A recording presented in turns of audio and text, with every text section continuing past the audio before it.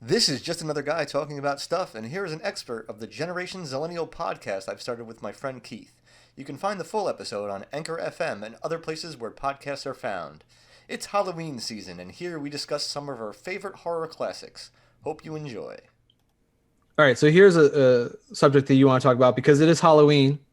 So let's talk about some 80s horror films. We are again of the Xennial generation, so this is when we grew up. This is our formative years of film, and honestly, I think my first idea of a horror film might have been when I saw the heart being taken out during Raiders of the Lost Ark. But even though it's not a horror film, it's still a pretty That was a graphic pretty, yeah, moment. that was a pretty terrifying When moment I'm like for an 8-year-old. And that was the 80s for us, wasn't it? It was like there was no, Yeah, it was there was no, 80s. there was no holding back. There was no like, I don't know. And I About was thinking, I don't I know saw it about on your parents, TV. but my parents were like, as long if it's on TV and it's on cable, it's probably fine.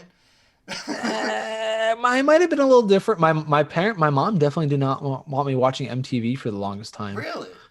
Yeah. No, I was not a censored child. I could basically watch whatever I wanted to, and we did have like the premium movie channels, the HBO and Showtime and Cinemax as well. We So didn't. We had to go to my friend's house I for might have HBO. had to I might have had to sneak some of those programs that I watched, but I definitely grew up watching basically whatever I wanted. But that was the 80s. So if 80s horror films, what sticks out in your head as like the pinnacle 80s Well, horror the film 80s was for you? great. It's a great time for slashers, wasn't it? It was like coming out of the 70s, where Friday the 13th and Nightmare on Elm Nightmare Street. on Elm Street, of course, came out. I think Freddy that was Freddy Krueger, man. a little bit later in the early 80s, I believe. But I think I just was Freddy Krueger one year for Halloween. really, I think in fourth grade I did. I Maybe. remember having the glove for some reason. Maybe I Right? did too. I definitely had the glove. Where I made a glove once with butter knives.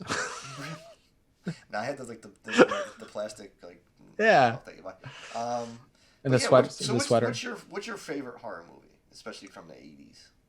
I didn't want to tell you this beforehand. I I actually didn't am want to know. like I'm not a huge horror movie person.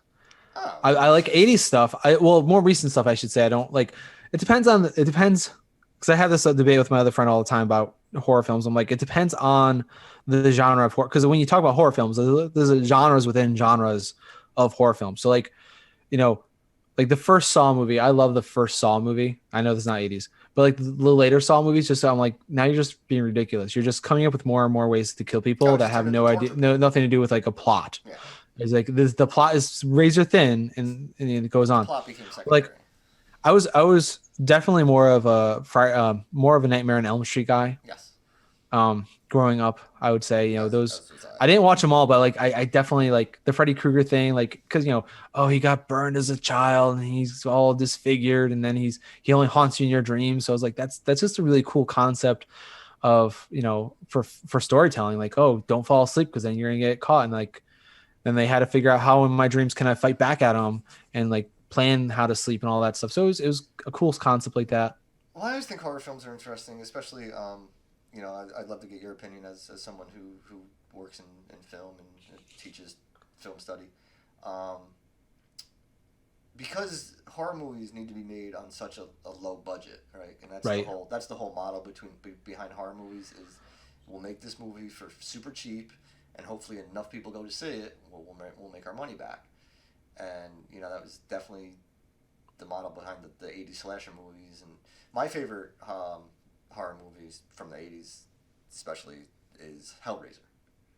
Oh yeah, see, Hellraiser was good. Hellraiser is really good. It's not as Pinhead. It's not as you watch the movie. It's not as super like you don't see jump scares. It might be like one or two, but it's very it's psychological. It's gore. It has a good amount of gore in it where it's like that body horror that's always interesting. But it's just a story that kind of like grabs you, right? It's a story about this kid whose mom turns into a killer to resurrect her uncle who they were having an affair, or at least once. But I mean, that's a pretty neat story. And the just like any other horror movie, this as the sequels go on, it gets more ridiculous because at this point you're just like, we need to make money off this thing somehow. We Right. don't have any ideas. Let's just throw these people out there and like people will watch it. Oh yeah, just keep going back to the well and see what they can do. I mean, so I think you mentioned it there. You hit the nail on the head. What makes a good horror movie and really what makes a good any movie is you have to have a good story at the heart of it. If you don't have a good story, you don't have anything. And horror movie is really just a thriller with more gore. It's the context. It's we got someone killing you in your dreams, whatever. Now it's a horror movie more than just a thriller. So I think that's the more it's the storyline. The more you actually show the murder, this is what differentiates between a thriller and a horror. Like, but I mean, like even still, even good horror movies don't show everything. Like, especially you talk about the low budget. You have to be careful what you show and what you don't show, because if you try to show everything and you can't do it based on your budget because you can't show that kind of scene because you can't make a convincing looking brain, then you kind of lose it. It's like, and then you become cheesy. So like you got to ride that line of how much do I show and how much do I not, because of where my budget is and what I can physically do on screen. And you talk about the 80s, that's all practical effects. There's no CGI. And they're so much better. Well, I totally agree with you. Like how much better the practical effects were than the CGI. And then when it got to the point where it was like, it was just easier to do CGI and it wasn't as cost prohibitive.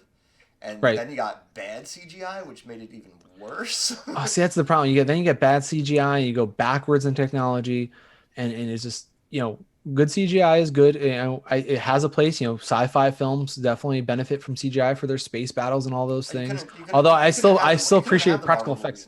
You couldn't have Marvel movies without. Oh yeah, stuff like that. Definitely. Lord of the Rings was probably the pinnacle of the start of the good CGI movement, as far as that goes. But I mean, going back to horror films, I think about going before the 80s now, things like Psycho. You don't see the murder happen. You see the knife, you see the woman, you hear the scream, and then you see the knife hitting the shadow. You don't see the actual murder. You don't need to actually show everything for it to be awesome. That was Hitchcock. That was Hitchcock. Oh, yeah. That was, obviously. What was the line about suspense in Hitchcock about the bomb? It's about building suspense through imagery. You show a briefcase with a bomb, then you show a clock, then you show a person, then you go back to the briefcase, and you go back to the clock. And if you keep cutting these back in a certain rhythm, you create the suspense of, oh, this person's near that bomb that's going to go off. They don't have to physically be anywhere near each other, but because you're showing them sequence to each other, you're showing a bomb with a clock with a person, you see these things. Same thing. The other example was if you show, a baby, and then you show, I forgot the baby example. I'm thinking of there's another example. It's like if you show a picture of oh man, now I can't think of the examples. This is more of like you go back to like the Russian filmmaking, where if you show one picture and then you show, you show a picture of like a cereal bowl, right? And then you go to a person's face. Now there's the same person every time. You ask, what is the person thinking? Oh, they're hungry. Now you show a picture of a woman lying on a bed, and you go back to the same person's face. What was this person thinking? Lust. The person's face never exchanged, but because of the image you saw beforehand, you infer what they're thinking. You're changing the context, yes. Yeah, and that goes back to the Russian montage scenario that predates Hitchcock, which is where he gets his ideas from. So, and then which brings us to horror film. You show things in sequence, and it creates an image in our head of what's going to happen. And that creates even more suspense in it. I think this is, and I will defend this as a horror thriller film, even though it's a sci-fi. Alien.